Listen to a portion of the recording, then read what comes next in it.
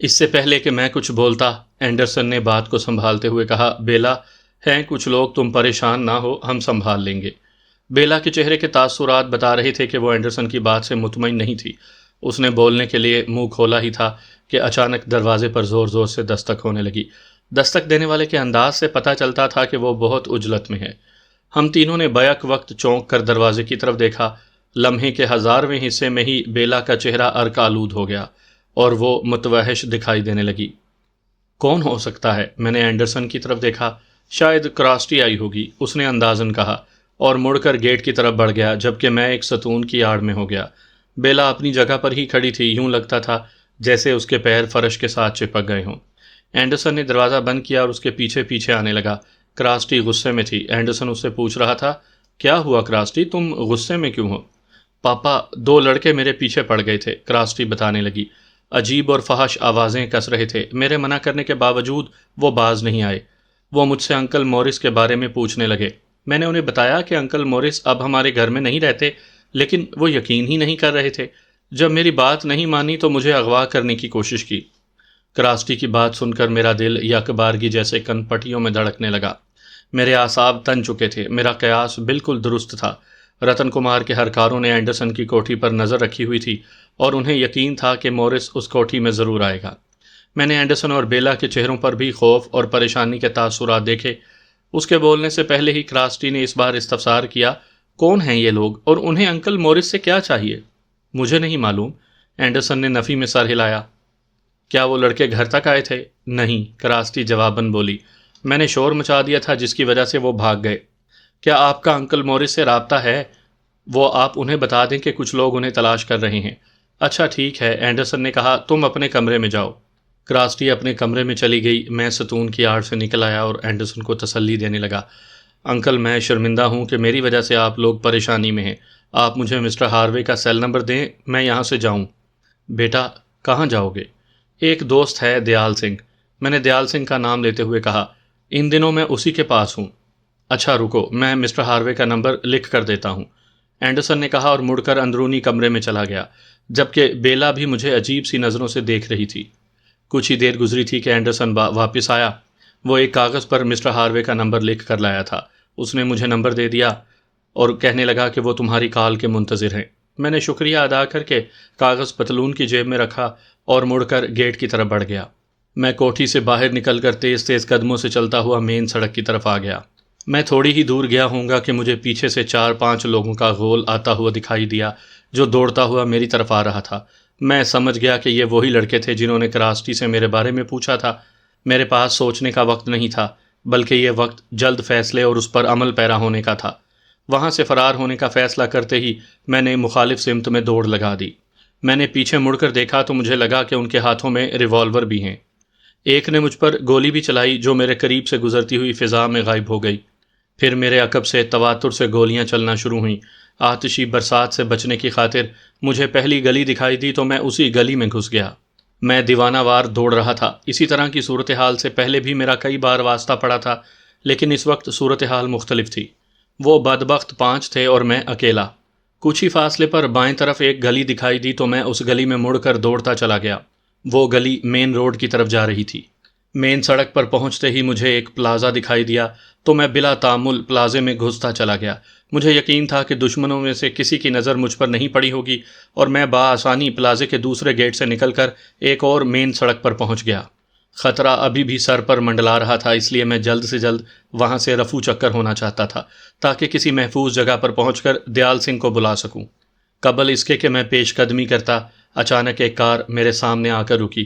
میں نے بے اختیار چونک کر کار کی طرف دیکھا تو اگلے ہی پل مجھے اپنے دماغ میں چیونٹیاں سی رینگتی محسوس ہوئیں اور پورے جسم میں سنسناہٹ کی ایک لہر دوڑ گئی۔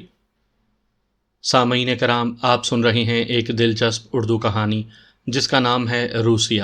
یہ اس سلسلے کی قسط نمبر 116 ہے۔ مجھے امید ہے آپ کو میری یہ کاوش پسند آ رہی ہوگی۔ آپ نے اگر ابھی تک میرا چینل کہانی گھر سبسکرائب نہیں کیا تو ابھی میرے چینل کو سبسکرائب کر کے بیل نوٹیفیکیشن آن کر لیجئے تاکہ آنے والی ہر نئی کہانی کی اطلاع بر وقت آپ تک پہنچ سکے۔ کار میں رادھا براجمان تھی۔ اس کے چہرے پر مسکراہٹ ابھری تھی، جیسے کہہ رہی ہو کہ بچو کہاں تک بھاگو گے، آخر پکڑے ہی گئے نا۔ اس کے ساتھ 2 بدماش بھی تھے۔ وہ کار سے نکل کر میری طرف بڑھے۔ میں نے دائیں بائیں دیکھا اور پھر لمحاتی موقع سے فائدہ اٹھاتے ہوئے بائیں طرف دوڑ پڑا۔ وہ دونوں غنڈے میرے پیچھے دوڑ پڑے۔ رش کافی تھا، اس لیے میرے لیے بچ نکلنا آسان تھا۔ ایسا نہیں تھا کہ میں بزدلی دکھا رہا تھا یا میں ڈر گیا تھا۔ دراصل میں تہیہ دست تھا اور ان کے پاس ہتھیار تھے۔ ایسی صورت میں بے موت مارا جا سکتا تھا، اسی لیے میں اپنی جان بچانا بہتر سمجھتا تھا۔ میں پوری رفتار سے دوڑ رہا تھا۔ اب میں ایک گلی میں داخل ہوا جہاں آمد و رفت کم تھی۔ اس گلی کے دوسری طرف بازار تھا۔ میں بازار میں پہنچ گیا۔ وہاں میں نے ایک موٹر سائیکل دیکھی۔ میں نے موٹر سائیکل والے کو دھکا دیا اور اس پر سوار ہوا اور موٹر بائیک آگے بڑھا دی۔ بائیک والا ارے میری موٹر بائیک پکارتا ہی رہ گیا۔ مین سڑک پر آتے ہی میں نے موٹر بائیک کی رفتار تیز کر دی۔ پولیس سائرن کی آواز میرے پیچھے فضا میں گونجنے لگی اور لوگوں میں خوف و ہراس پھیل گیا۔ کچھ لوگ ایک دوسرے سے سرگوشیاں کر کے پوچھنے لگے کہ معاملہ کیا ہے۔ تھوڑی دور جا کر موٹر سائیکل کا پیٹرول ختم ہو گیا اور وہ رک گئی۔ پولیس سائرن کی آواز بھی بند ہو گئی تھی، لیکن میں جانتا تھا کہ پولیس موٹر بائیک والے کی نشاندہی پر میری تلاش میں ضرور آئے گی۔ میں بائیک سے نیچے اتر آیا اور میں نے دیال سنگھ کو کال کی۔ دیال سنگھ کا فون بند تھا۔ میں نے جھنجھلاتے ہوئے سیل فون پتلون کی جیب میں واپس رکھا اور ایک جگہ رک کر کچھ سوچنے لگا کہ اب کیا کروں۔ میں اسی کشمکش میں تھا کہ مجھے دور سے رادھا کی کار آتی ہوئی دکھائی دی۔ میں جلدی سے قریب میں پڑے کھوکھے کی آڑ میں ہو گیا۔ سرمئی رنگ کی کار چوک سے ذرا فاصلے پر رکی اور اس میں سے وہی دو بدماش نیچے اترے اور ادھر ادھر دیکھنے لگے۔ رادھا بھی کار سے نکل آئی۔ وہ چست پتلون اور شرٹ میں ملبوس تھی۔ میں اس کے چہرے پر غصہ واضح دیکھ سکتا تھا۔ مجھے امید نہیں تھی کہ وہ بہت جلد مجھے تلاش کر لیں گے۔ ان غنڈوں میں سے ایک میری طرف آنے لگا جہاں میں چھپا ہوا تھا۔ شاید کسی نے اسے میرے بارے میں بتا دیا تھا۔ وہ میرے قریب آ کر اونچی آواز میں بولا، اب تو فرار نہیں ہو سکتا، ہم نے تجھے چاروں طرف سے گھیر لیا ہے، اس لیے چوہے کی طرح چھپنے کا کوئی فائدہ نہیں۔ میں نے اس کی پتلون کی جیب کی طرف دیکھا۔ اس کی کسی بھی جیب میں ہتھیار دکھائی نہ دیا۔ یقیناً اس نے ہتھیار کمر کی طرف پتلون میں اڑسا ہوا ہوگا۔ میں نے سوچا اور لمحہ ضائع کیے بغیر کھوکھے کی آڑ سے نکل کر اس پر جست لگا دی۔ میں اسے لے کر زمین بوس ہو گیا۔ عین اسی لمحے اس کے کالے بھجنگ ساتھی نے ریوالور نکال کر مجھ پر فائر کر دیا، لیکن اس سے پہلے ہی میں سیکنڈ کے 1000ویں حصے میں فیصلہ کر چکا تھا کہ مجھے کیا کرنا ہے۔ میں نے قریب پڑے ایک ڈرم کی طرف چھلانگ لگائی۔ شکر ہے کہ میرے قریب میں کوئی ذی نفس موجود نہیں تھا، ورنہ وہ گولی کا شکار ہو جاتا۔ گولی کی آواز سے وہ علاقہ یوں سنسان ہو گیا جیسے وہاں کوئی خونی عفریت پہنچ گئی ہو۔ قبل اس کے کہ کالا آدمی دوبارہ مجھ پر فائر کرتا، میں نے قریب میں پڑا ایک پتھر اٹھا کر پوری قوت سے اسے مار دیا۔ پتھر اس کے سر پر لگا اور اس کے منہ سے ایسی آواز خارج ہوئی جیسے کسی بکرے کو ذبح کیا گیا ہو۔ ریوالور اس کے ہاتھ سے نکل کر زمین پر گر چکا تھا۔ اس کی ہڈی پسلی ایک کر دو، اچانک دور کھڑی رادھا نے چیختے ہوئے کہا، اسے بچ کر نہیں جانا چاہیے ورنہ تم تینوں میرے ہاتھوں مارے جاؤ گے۔ پھر دیکھتے ہی دیکھتے وہ جگہ میدان جنگ کا منظر پیش کرنے لگی۔ میں نے ان کی مرمت کرنے میں کوئی کسر نہ چھوڑی۔ وہ تینوں میرے ہاتھوں بری طرح زخمی ہوئے تھے۔ لوگ دور دور کھڑے حیرانگی سے یہ سارا منظر دیکھ رہے تھے۔ رادھا کی حالت بھی دیدنی تھی۔ میں نے رادھا کی طرف نظر دوڑائی تو وہ اپنی کار میں بیٹھ رہی تھی۔ یقیناً وہ وہاں سے فرار ہونے لگی تھی۔ میں اس کی طرف دوڑا، لیکن میرے پہنچنے سے پہلے ہی وہ کار وہاں سے نکال کر لے جانے میں کامیاب ہو گئی۔ میرا اب وہاں رکنا فضول تھا، اسی لیے سبک رفتاری سے ایک طرف بڑھتا چلا گیا۔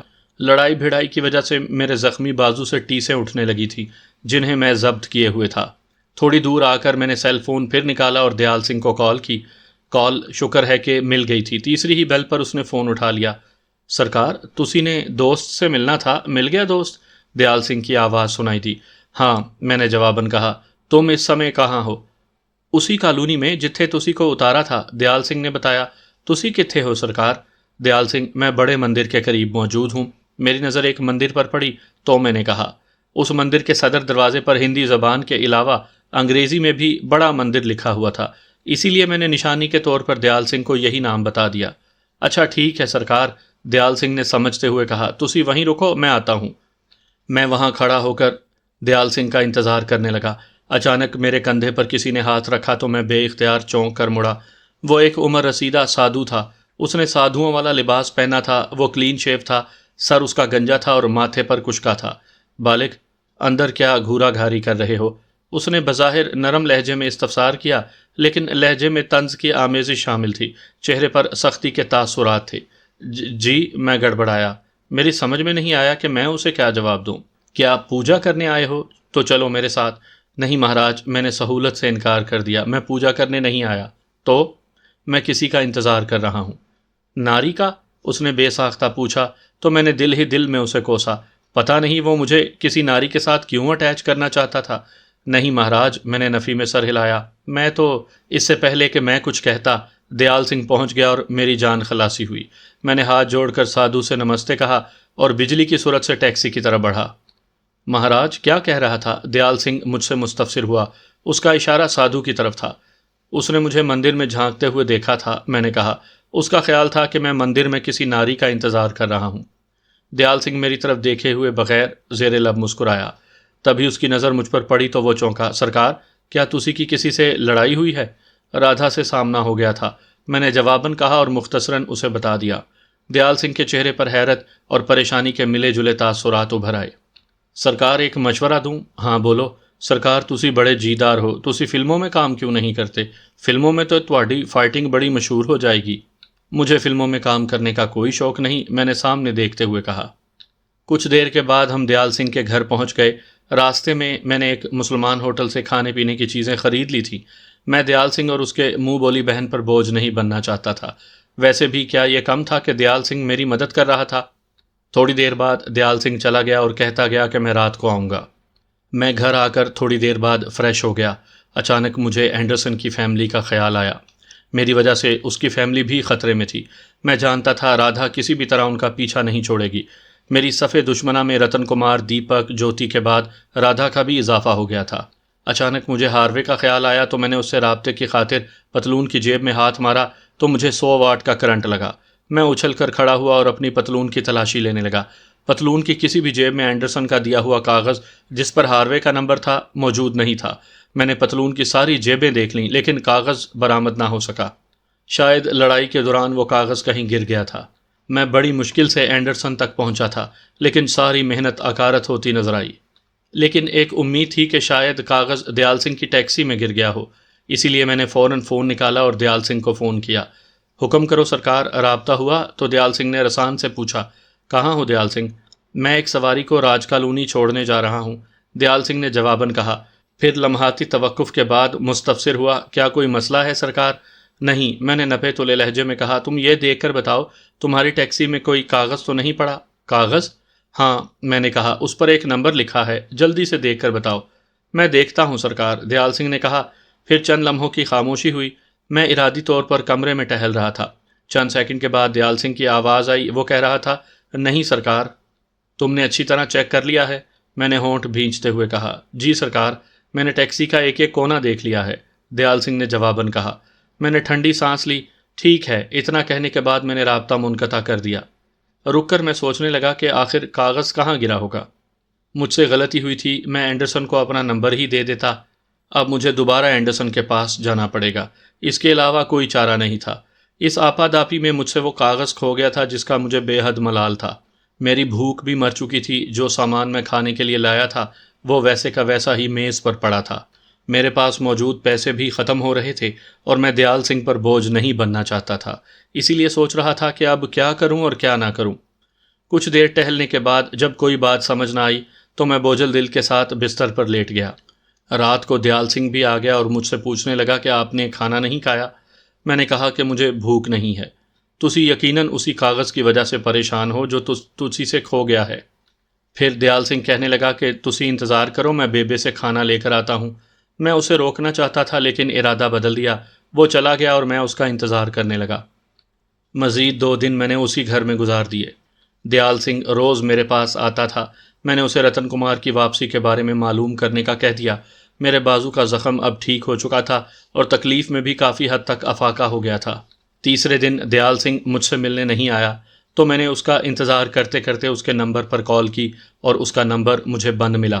میں وقفے سے اسے کال کرتا رہا لیکن فون مسلسل بند تھا۔ مجھے کسی خطرے کی علامت کا احساس ہوا۔ پھر میں نے اپنے آپ کو تسلی بھی دی کہ ممکن ہے اس کے سیل فون کی بیٹری ڈیڈ ہو گئی ہو۔ 10 منٹ کے وقفے کے بعد میں نے دوبارہ فون کیا تو پھر بھی اس کا فون نمبر بند ہی ملا۔ اسی طرح ایک دن مزید گزر گیا۔ دیال سنگھ نہ خود آیا اور نہ ہی اس نے کال کر کے اپنی خیر خیریت کی خبر دی۔ اب مجھے حقیقتاً پریشانی ہونے لگی تھی۔ اس وقت دن کے 11 بجے کا وقت تھا جب بیرونی دروازے پر زور زور سے دستک ہوئی۔ یہ دیال سنگھ نہیں ہو سکتا، کیونکہ وہ جس انداز میں دستک دیتا تھا میں اس سے واقف تھا۔ میں نے دروازے کے ایک پٹ کی جھری سے آنکھ لگا کر دیکھا تو باہر پکی عمر کی ایک عورت کھڑی تھی جس کی رنگت تانبے کی طرح تھی۔ میں نے احتیاطاً پوچھا، کون ہے؟ میں ہوں، دیال سنگھ کی بیبے۔ دوسری طرف سے عورت نے جواباً دبے دبے لہجے میں کہا، پہلے تو میں ٹھٹکا، پھر میں نے دروازہ کھول دیا۔ وہ عورت جلدی سے اندر آئی، اس کے ساتھ اس کا بیٹا بھی تھا جس نے سکھوں کی طرح سر پر پگڑی باندھی تھی۔ اس بچے کی عمر لگ بھگ 6 سال تھی۔ اس عورت کے ہاتھ میں ایک اخبار تھا جس میں ہندی زبان میں خبریں چھپی ہوئی تھیں۔ تم دیال سنگھ کے دوست ونود ہو؟ شاید اس نے تصدیق کرنا چاہی، اس لیے مجھ سے استفسار کیا۔ جی، میں نے مختصراً جواب دیا۔ اس کے پوچھنے پر میں الجھن کا شکار تھا۔ تجھے خبر ہے دیال سنگھ کہاں ہے؟ اس کے پوچھنے پر میں چونکا۔ نہیں، میں نے حیرت بھرے لہجے میں کہا، اس کا فون بند ہے اور میں کل رات سے اس سے رابطہ کرنے کی کوشش کر رہا ہوں۔ کیا تمہیں پتا ہے کہ وہ کہاں ہے؟ کیوں نہیں آیا؟ وہ اس دنیا میں ہوگا تو آئے گا نا۔ دیال سنگھ کی بیبے نے گویا میرے سر پر بم ہی پھوڑ دیا تھا۔ یہ خبر پڑھ لے۔ اس عورت نے اپنے ہاتھ میں تھاما ہوا اخبار مجھے دیا اور ایک خبر کی نشاندہی کی۔ اخبار چونکہ ہندی میں تھا اس لیے مجھے تو سمجھ نہیں آئی، البتہ خبر کے ساتھ 2 کالمی جو تصویر چھپی تھی وہ دیکھ کر میں اندر تک دہل گیا۔ وہ تصویر دیال سنگھ کی تھی جسے انتہائی بے دردی کے ساتھ قتل کر دیا گیا تھا۔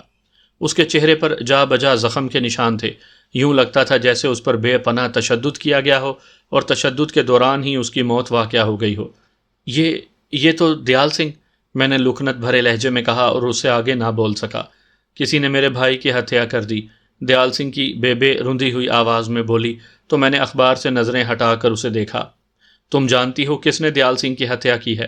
میں نے بے اختیار پوچھا۔ نہیں، وہ ساڑی کے پلو سے آنسو صاف کرتی ہوئی بولا، پولیس ہتھیارے کو تلاش کر رہی ہے۔ مجھے حقیقتاً دیال سنگھ کے قتل پر بہت افسوس تھا، لیکن میں دماغی طور پر الجھ بھی گیا تھا۔ کئی سوالات میرے دماغ میں تھے، مثلاً دیال سنگھ کو کس نے قتل کیا؟ جس نے بھی اسے قتل کیا کیوں کیا؟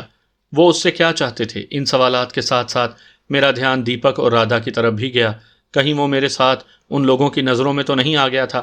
ہو سکتا ہے انہوں نے دیال سنگھ سے میرے بارے میں اگلوانے کے لیے سر توڑ کوشش کی ہو اور دیال سنگھ نے حق دوستی ادا کیا اور بتانے سے انکار کر دیا ہو، نتیجتاً اسے مار دیا گیا۔ تم تو اس کے دوست ہو، بیبے کہنے لگی، تمہیں تو یقیناً پتا ہوگا کہ اس کے کس نے مارا ہے۔ نہیں، میں نے نفی میں سر ہلاتے ہوئے کہا۔ میرے خیال میں دیال سنگھ کی کسی سے کوئی دشمنی نہیں تھی، ویسے بھی وہ بہت اچھا اور پوتر منش تھا، اس کی بھلا کسی سے کیا دشمنی ہوتی؟ ہو سکتا ہے دوران ڈکیتی اس کی ہتیا کی گئی ہو۔ میں نے آخر میں بات کو نیا رخ دینے کی کوشش کی تاکہ بیبے کا ذہن پلٹ جائے۔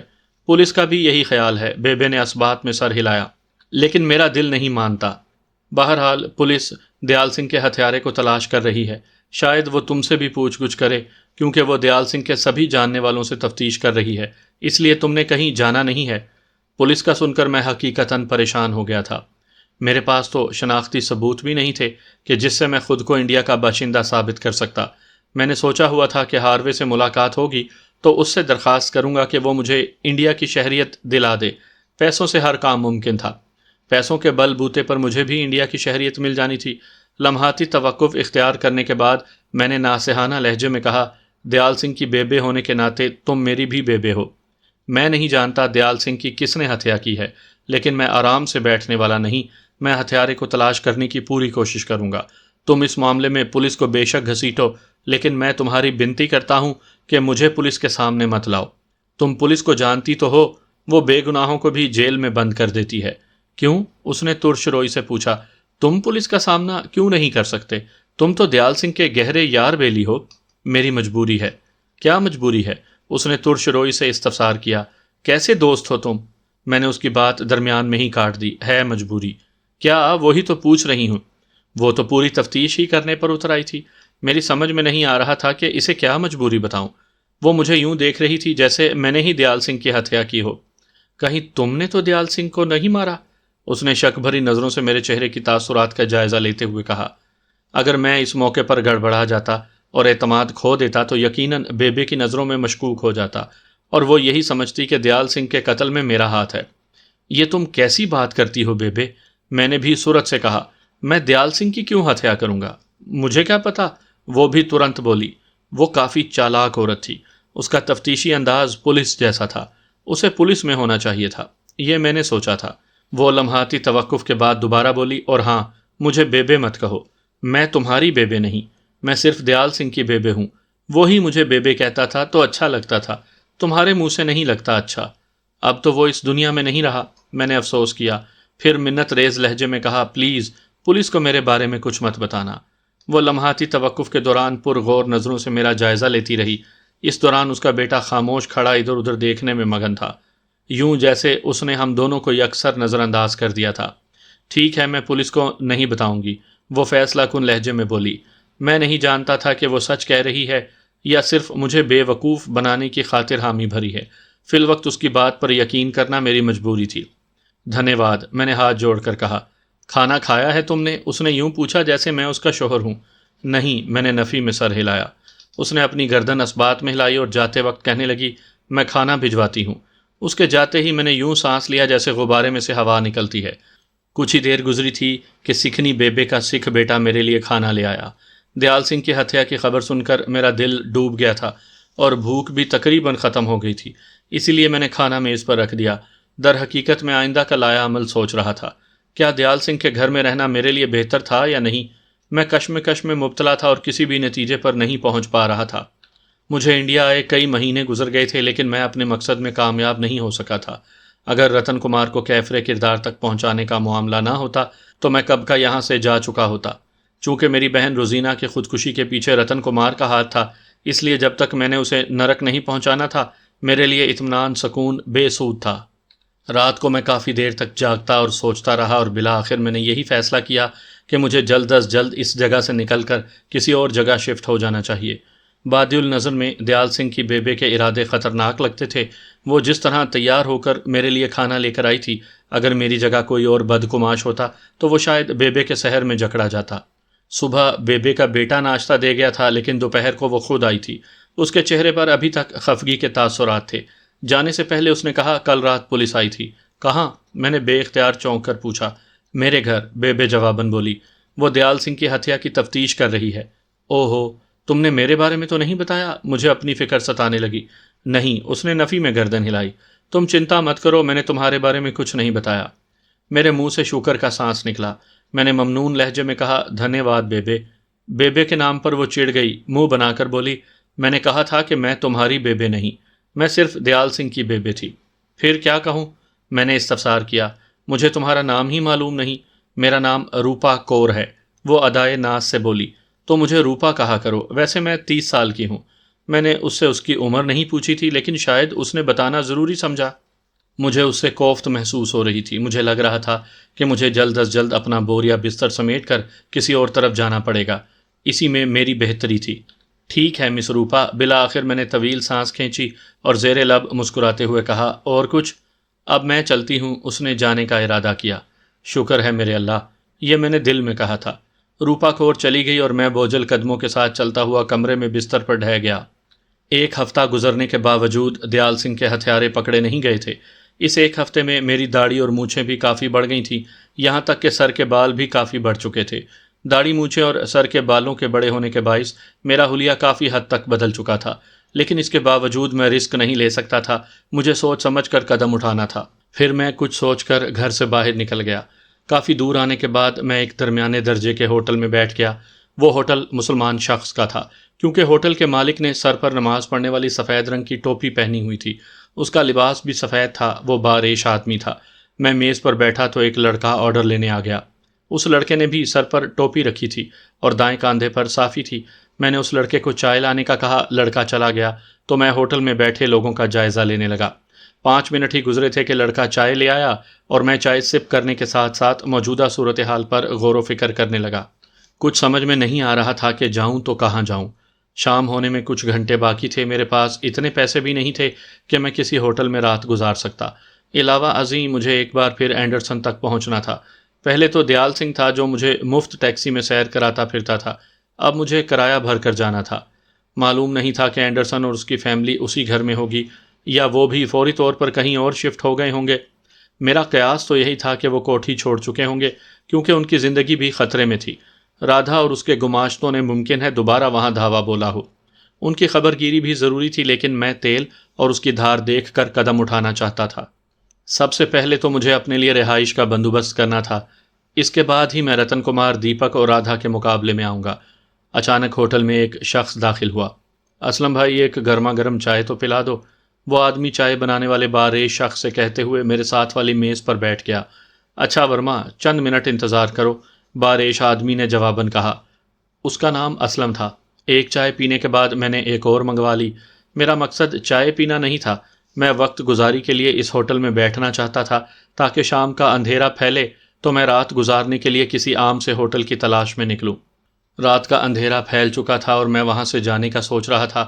میں چائے کے پیسے دے کر جانے لگا تو بارش آدمی نے مجھے آواز دی، سنو۔ میں رکا اور مڑ کر استفہامیہ نظروں سے اسے دیکھا۔ جی فرمائیے۔ بیٹا میں کافی دیر سے دیکھ رہا ہوں، تم کافی پریشان بیٹھے ہو، بارش آدمی نے نرم لہجے میں کہا۔ کیا تمہارے ساتھ کوئی مسئلہ ہے؟ نہیں جناب، میں پھیکے انداز میں مسکرایا۔ کہاں کے رہنے والے ہو؟ جی میں دہلی سے۔ کیا نام ہے تمہارا؟ علی، میں نے سچ بتا دیا۔ کام کیا کرتے ہو؟ کچھ بھی نہیں، میں نے جواباً کہا، جاب کی تلاش میں ہوں۔ کیسی جاب چاہیے؟ کوئی بھی نوکری مل جائے، میں نے کہا، تاکہ سکون سے گزارا ہو سکے۔ رہائش کہاں ہے تمہاری؟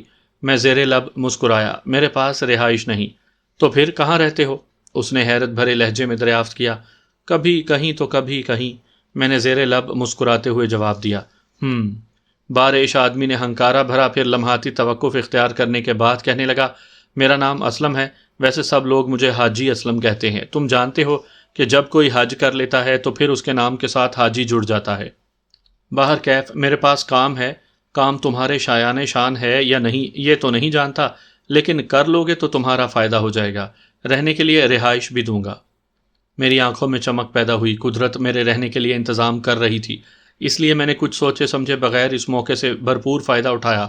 یہ میں پہلے بھی بتا چکا ہوں کہ میرے پاس کرنسی ختم ہوتی جا رہی تھی۔ کرنسی کے بغیر میرا گزارا ناممکن ہو جانا تھا، اس لیے میں نے فوراً حامی بھر لی۔ شکریہ، میں نوکری کرنے کے لیے تیار ہوں، لیکن مجھے کیا کرنا ہوگا؟ کچھ خاص نہیں، حاجی اسلم پرسوچ لہجے میں بولے۔ مجھے ایک بندے کی ضرورت ہے جو رات کو میرے ہوٹل کی رکھوالی کر سکے۔ میرا ہوٹل ہے تو چھوٹا، لیکن چور چوری کرنے سے پھر بھی باز نہیں آتے۔ یعنی مجھے چوکی داری کرنی پڑے گی؟ میں نے گہرا سانس لیتے ہوئے کہا۔ ہاں یہی سمجھو، حاجی اسلم نے گردن کو جنبش دیتے ہوئے کہا۔ 3 وقت کا کھانا میری طرف سے ہوگا۔ اس ہوٹل کے پیچھے ایک کمرہ ہے جہاں دن میں تم آرام کر سکتے ہو۔ میں چند ثانیہ حاجی اسلم کی پیشکش پر غور کرتا رہا، پھر میں نے حامی بھرتے ہوئے کہا، ٹھیک ہے حاجی صاحب، مجھے منظور ہے۔ تنخواہ کتنی ملے گی؟ تمہارے خیال میں کتنی ہونی چاہیے؟ حاجی اسلم نے گیند میری کوٹ میں پھینک دیا اور مستفسرانہ نظروں سے مجھے دیکھنے لگے۔ مجھے تو اس کا کوئی اندازہ نہیں، میں نے متانت بھرے لہجے میں کہا۔ آپ جو کچھ دیں گے مجھے منظور ہوگا، اچھی طرح سوچ لو۔ جی آپ بے فکر رہیں۔ ٹھیک ہے۔ لمحہ بھر کے بعد وہ فیصلہ کن لہجے میں بولے، میں تمہیں 15,000 روپے ماہوار دوں گا، کیا منظور ہے؟ جی منظور ہے۔ ماشاءاللہ، حاجی اسلم خوش ہو گئے۔ مجھے حاجی اسلم کے ہوٹل میں چوکی داری کی نوکری مل گئی تھی اور میرے لیے یہی سر چھپانے کے لیے بہترین جگہ تھی۔ میں رات کو جاگ کر ہوٹل کا پہرا دوں گا، دن میں رتن کمار کے خلاف کام کروں گا۔ میں نے وہ رات ہوٹل کی چوکی داری کرتے ہوئے گزار دی۔ میں 1 منٹ کے لیے بھی نہیں سویا۔ ہوٹل کا دروازہ اندر سے بند کیا جاتا تھا، جس کی چابی میرے پاس تھی۔ مجھے حیرت بھی تھی کہ حاجی اسلم نے میرے حوالے سے کوئی چھان بین نہیں کی اور مجھے نوکری پر رکھ لیا۔ یہی بات اگلے دن میں نے حاجی اسلم سے پوچھی تو وہ مسکرا دیے، پھر کہنے لگے، بیٹا ہم دونوں ہی مسلمان ہیں اور مسلمان ہی مسلمان پر بھروسہ کر سکتا ہے۔ مجھے امید ہے کہ تم مجھے کبھی بھی دھوکہ نہیں دو گے، اسی لیے میں نے چھان بین کرنا ضروری نہیں سمجھا۔ میں صبح ناشتہ کرنے کے بعد ہوٹل کے پیچھے کمرے میں جا کر سو جاتا اور 2 یا 3 بجے ہی اٹھتا۔ دوپہر کا کھانا میں حاجی اسلم کے ساتھ بیٹھ کر کھاتا۔ کھانا حاجی اسلم کے گھر سے آتا تھا، جو بے حد لذیذ ہوتا تھا۔ اس کی بھینی بھینی اشتہا میری بھوک اور بڑھا دیتی تھی۔ میرے شب و روز اسی ہوٹل میں گزرنے لگے۔ وہاں کام کرنے والے دونوں لڑکے مجھ سے خاصے مانوس ہو گئے تھے۔ 1 ہفتہ گزرنے کے باوجود میں اس ہوٹل سے باہر نہیں نکلا تھا۔ میں اخبارات کا باقاعدگی سے مطالعہ کرتا تھا کیونکہ وہاں اردو والے اخبار آتے تھے۔ ایک رات میں دوران ڈیوٹی اخبارات کا مطالعہ کر رہا تھا کہ اچانک اندر کے پیج میں ایک خبر پڑھ کر میں بے اختیار چونک پڑا۔ وہ خبر رتن کمار کے متعلق تھی۔ خبر کے مطابق رتن کمار نے 4 دن کے بعد ایک ہوٹل کا افتتاح کرنا تھا۔ وہ ہوٹل اس کے دوست راج نگم کا تھا، جو حال ہی میں تعمیر ہوا تھا۔ اب اس کا باقاعدہ افتتاح ہونے جا رہا تھا۔ ہوٹل کا نام نگم ہوٹل تھا اور وہ ریلوے اسٹیشن کے قریب تعمیر ہوا تھا۔ خبر پڑھ کر میری کن پٹیاں سلگ اٹھیں اور جسم میں خون کی روانی بڑھ گئی۔ خبر میں ہوٹل کے افتتاح کا وقت بھی بتایا گیا تھا، شام 7:30 بجے، یعنی مغرب کے بعد۔ شاید قدرت مجھے رتن کمار کو کیفر کردار تک پہنچانے کا بہترین موقع فراہم کر رہی تھی۔ افتتاحی تقریب میں ابھی 4 دن باقی تھے اور میں ان 4 دنوں میں نہ صرف ہوٹل کی ریکی کر سکتا تھا بلکہ ٹھوس منصوبہ بندی بھی کر سکتا تھا۔ چنانچہ میں اگلے دن اپنی نیند پوری کرنے کے بعد رکشے پر سوار ہو کر ریلوے اسٹیشن پہنچ گیا۔ مجھے ریلوے اسٹیشن تک پہنچنے میں 40-45 منٹ لگے۔ میں ہر لحاظ سے محتاط تھا۔ کرایہ ادا کرنے کے بعد میں نے انتہائی محتاط انداز میں قرب و جوار کا جائزہ لیا۔ دوپہر کا وقت تھا، لوگوں کی خاصی چہل پہل تھی، ٹریفک کا بھی بہت شور تھا۔ میں نگم ہوٹل تلاش کرنے لگا۔ وہ ہوٹل ریلوے اسٹیشن سے 500-600 گز کے فاصلے پر تھا۔ 6 منزلہ وہ ہوٹل انتہائی وسیع و عریض رقبے پر شاندار انداز میں تعمیر کیا گیا تھا۔